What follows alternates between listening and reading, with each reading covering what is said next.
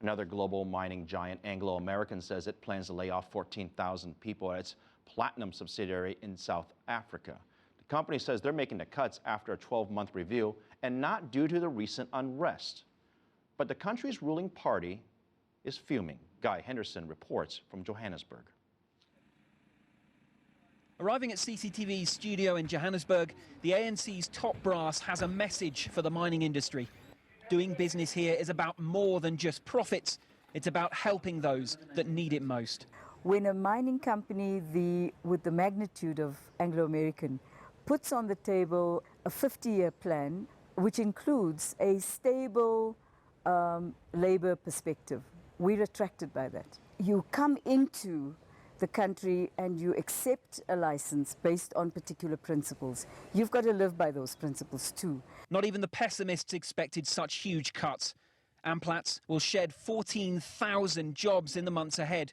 That's 3% of the entire mining workforce. That's mostly due to the closure of 2 mines in Rustenburg, and it'll also stop production at 2 mines further north. Assets it'll sell off, the company says, at the right time. Anglo's management weren't available for interview, but one of the company's shareholders says this was the only viable option.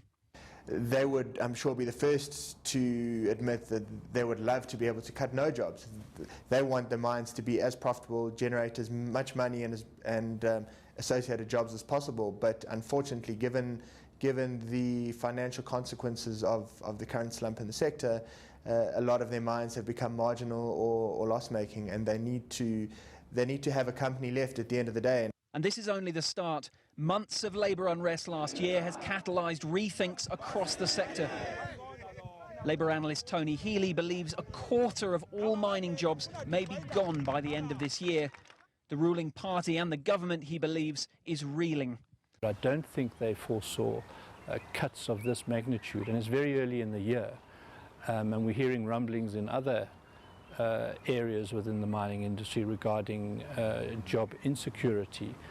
The ANC has threatened to review the company's mining licence, but deep down it must know the economy needs Anglo, just as Anglo, for the foreseeable future, needs it. Now, like many a South African mining house, the Anglo American empire was essentially built on a system that was exploitative and racist. So many South Africans do hold the view that the company should give back by protecting jobs wherever it can.